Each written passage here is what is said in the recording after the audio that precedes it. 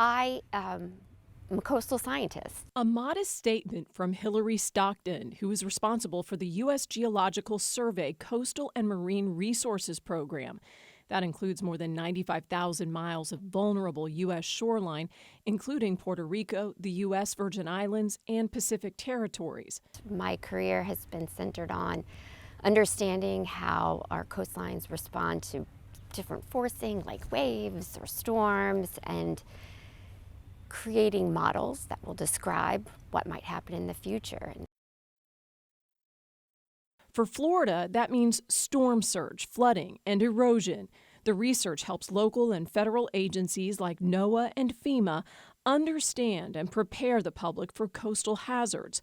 Hilary's work includes the Stockdon equation, a formula that bears her name, used globally to anticipate the speed and height of rising water, called wave run-up. And with this equation, if you know something about offshore wave conditions like the wave height or the wave period and beach slope, so the shape of the beach, you can then predict how high the water levels are going to be. The Stockdon formula factors in wave action, something she says had been missing prior to the equation's inception in 2006. And in some storms, it can increase water levels by double. Hilary's love affair with science started early. As a child, just loved being outside, loved beaches.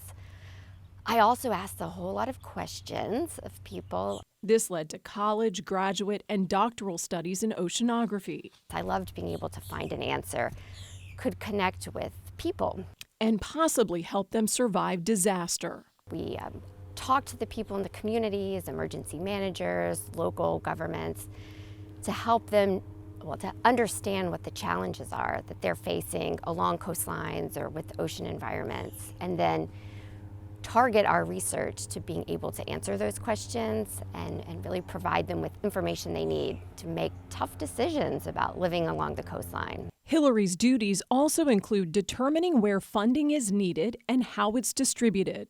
But Hilary believes the climate is changing. And so we're seeing more hazards, more flooding than we used to, because sea levels are creeping up. So places that 50 years ago didn't see the impacts of storms are starting to see that now. But her busy life also includes raising her 2 children and passing on a love and appreciation for nature. One is a college student at Florida State, and she's studying environmental science and loves the water. She spends a lot of her time surfing, scuba diving, and also really passionate about the environment. And then my son is in high school here in St. Petersburg, and he also loves being outside and boats and exploring the outdoors, and also like games and typical teenage boy stuff.